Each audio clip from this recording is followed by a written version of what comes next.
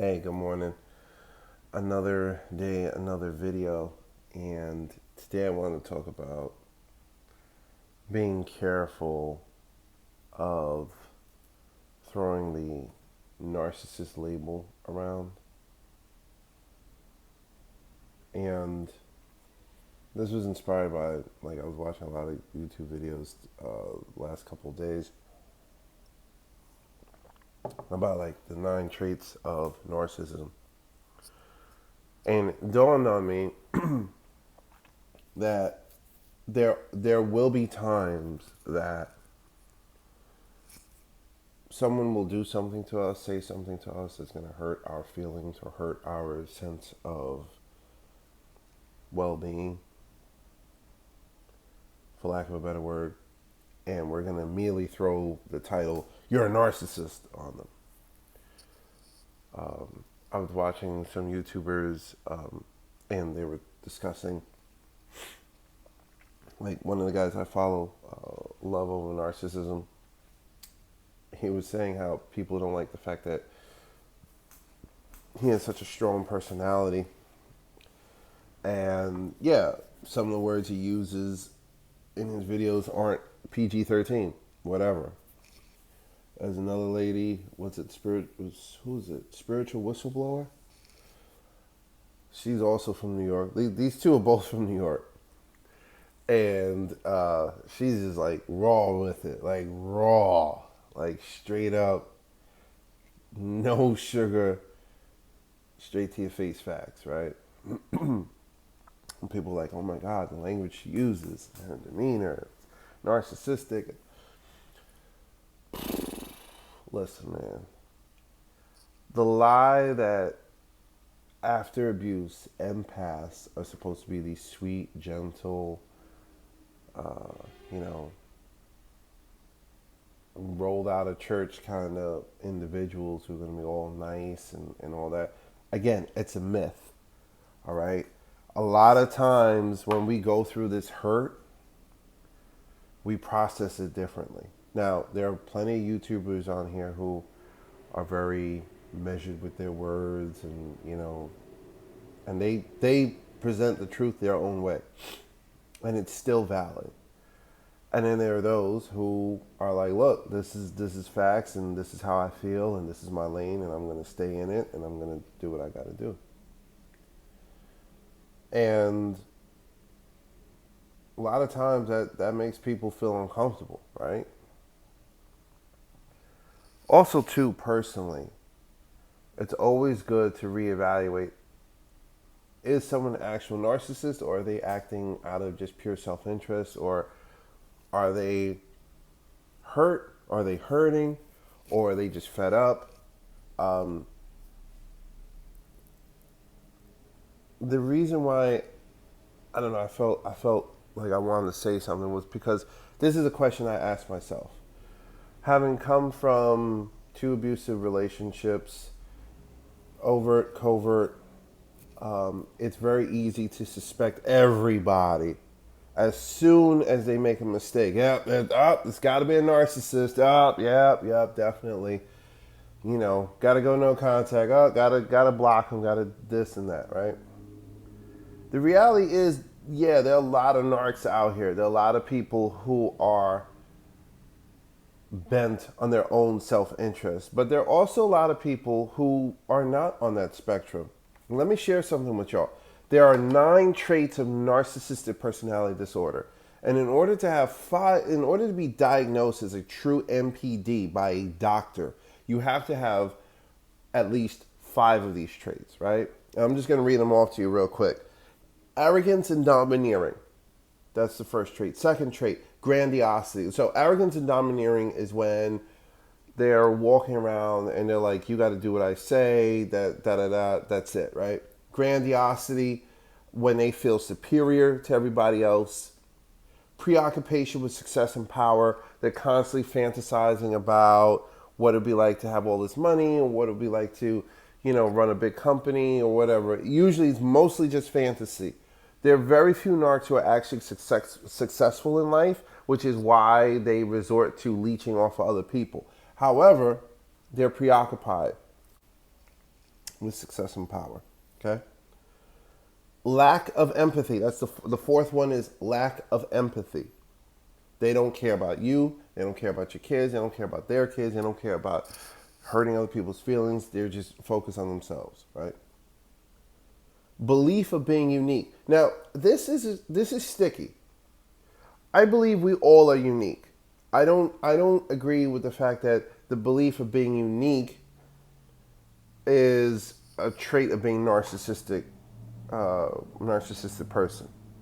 Again, I'm not a clinician. I'm not somebody who is a psychotherapist or even I'm not even a life coach yet, right? But I don't agree with that. But belief of being unique, that's considered a trait of narcissism.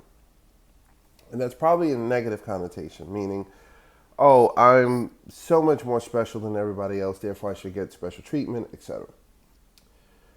The sixth element is sense of entitlement, right? So they feel like they have rights to your loyalty, your finances, your love, your time, your body, everything, until they don't want it anymore. That's the sense of entitlement. The sense of entitlement also shows up when they play you out, they cheat on you, or they discard you before a major holiday and then run off with somebody else and then come back like, hey, yeah, can we just move on? That's the sense of entitlement in play, okay? Requires excessive admiration, so you see them always on social media doing, documenting and showing off their lives and their bodies and their faces and always, talking about what they're doing and constantly putting themselves out there and putting their lives on display in an effort to get people to look at them and say, wow, you're amazing. Oh my goodness, you're awesome. Oh, I want to be like you when I grow up. Okay? That's the trait. That's the seventh trait. The eighth trait is that they're exploitative, meaning they're going to say what they need to say, do what they have to do to get something from you. Sources, to get resources or reaction from you. That's what a narc does. And the ninth trait is they're envious of others. Because they feel that they should have success, because they feel that they should be the belle of the ball, they should be the top of the food chain, they're going to get envious of other people who either A, have genuinely achieved that success or have that potential of achieving that success. So those are the 9 traits. I'll read them off again to you. Arrogance and domineering, grandiosity, preoccupation with success and power, lack of empathy, belief of being unique, sense of entitlement, requires excessive admiration, exploitative, and envious of others. They have to have 5 or more of those traits to be considered narcissistic, right? If they don't, then they're not a narc. They're just a jerk. Or they just hurt you. Or you're processing your grief. And we got to be so careful that we're not running out here just, diagnosing folks with issues that don't really apply to them. Now, if your toxic family member checks off 5 or more, or your ex or the one person you're in a relationship with checks off 5 or more of those characteristics, then yeah, you're dealing with a narc. Learn, study up, do everything you can. But if they don't, then you probably just caught them at a bad time. They're probably hurting. Maybe you yourself have some character qualities that are rubbing them the wrong way. It's very easy to say, oh, this person's a narc, and ignore the fact that there's some things in your character that are either aggravating or aggravating the problem, right? You got to be careful about that. See, my thing is this. You're always going to have narcs. Narcs have been around since the beginning of time. How do I know that? Well, in the Bible, again, I'm not a religious man, but I remember, reading the Bible growing up. Cain and Abel, the first 2 human brothers of recorded history. One killed the other because he felt like he felt that Cain felt that Abel had one up on him because he felt that God respected Abel's sacrifice and then respect his. Now, again, I think this is more falling in the realm of mythical legends. However, that still holds true. Narcs have been around for centuries. A lot of our grandparents and great grandparents were narcissistic individuals, to which we have generational, I wouldn't say curses, but we have the genes in us, right, to be narcissistic. And what I'm seeing is that instead of focusing and saying, well, how do we heal up, and how do I get to the point in which I'm not involving myself with these individuals because they are toxic and they are going to hurt you eventually, which is why we want to stay away from them, because they will waste our time and fill us up with lies and take us for all we got and then throw us away, and say, I want to focus on learning how to make myself a better person. I want to make myself a better person and repel these kinds of individuals. What I'm saying, and this is a pit that I've fallen into and I'm just climbing out of it myself, is that it's easier to just research. Like, what about these people? What about these narcs? Narcs are this, narcs are that. Yeah, you can put all your attention on the narc all you want. And honestly, it does help a little bit, especially when you're healing up, especially when you're trying to figure out why you wasted 5, 6, 7, 10, 20, 30 years of your life with these individuals. It absolutely does help. But there comes a point in time in which you got to say, you know what? Enough of the labeling. Enough with the looking outward. I got to look in. I got to look at myself. How do I get myself better? How do I help myself set up boundaries? How do I help myself to listen to my inner voice? How do I help myself to honor myself and love myself? The focus at the end of the day has to be about you. It has to be on how you're growing, how you're healing up. These people, listen, they got their own issues. They really do. And, say for instance, you got with a narcissistic partner and they're using you and they're abusing you, or they used you, abused you, and then discarded you, and they're now doing it with the next person. Guess what? They still have the same issues that they had with you. Now they have it with the new person. They're not actively solving anything. They're not actively growing. But you, on the other hand, have the opportunity to grow. You have the opportunity to look at yourself and say, how can I do better in the future? And growing does not mean just throwing labels on everybody else. Oh, this person said something to me that I was offended by. Oh, they got to be a narc. Nah, they just said something you didn't agree with. They're operating from their level, their understanding of their truth, and it may not be meshing up with yours. That's all.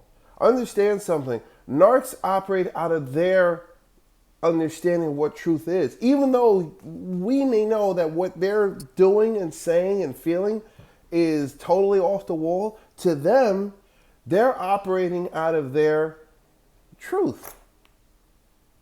They feel like, yeah, if I get with a new person, this is gonna solve all my problems, even though I was with somebody for 5, 6, 10, 20 years who did everything for me. But I'm gonna go ahead, dump them off, I'm gonna get with somebody new, and that's gonna solve all my problems. They're operating out of their truth. It's not true in the grand scheme of things. It's not true to me and you, but it's true to them. And it's the same way when narc abuse victims or, life coaches or people who are just making sense of it all, and we say and we do things that not everyone agrees with, we're just operating the best we can out of the truth that we're operating from. So I say all this to say, and this video is probably way longer than it needed to be, was that let's stop being quick with the labels. And I'm saying this to myself because, I look at people in my life and I'm like, oh, this person said something that I didn't agree with, or that person's kind of irritating. They must be a narc. They must be a narcissist. Hey, she must be a narcissist. He must be a narcissist. No, wait. Easy with the labels. Everyone out here they're operating from their own moment of truth. If Joe Blow or Cheryl from accounting or whatever says something that's aggravating, that doesn't make them a narc. If they have 5 of those 9 characteristics or more, then yeah, they are a narc, and you got to handle them accordingly. You got to go no contact. You got to break them off. You got to not break them off in that way. Break them off like breaking them away from you. You got to push them away, okay? Because they're harmful individuals to your mental well-being. But at the same time, focus on yourself. At the end of the day, no one is going to be accountable for your life. Only you. Only you. And I know for me, it's so easy to get caught up in just down a rabbit hole of looking at what other people are doing, or trying to analyze other individuals and just parsing through. Nah, it's about me. It's about me now. It's about me growing. It's about me setting my boundaries. It's about me loving myself again and enough to say I'm enough, and to say I'm worthy to have my dreams, wishes, and all that fulfilled, and everything that I want in my life to go forward. So I know this was a long rant. This is Wednesday wisdom. Just be careful with the labels, people. All right? At the end of the day, focus on your own healing. Those other folks, they're going to do and act the way they're going to act and do. Maybe I haven't heard of one narc that's gotten their act together, but you know what? Miracles can happen. Who knows? Maybe one of them will try and turn around and say, hey, look, this isn't the right way for me to be. But you can't worry about that. You can't worry about analyzing other people's actions all the time. You can only worry about yourself and your own healing. All right? So I hope this video helps you to grow through life, not just go through it. Enjoy your Wednesday, y'all. Peace.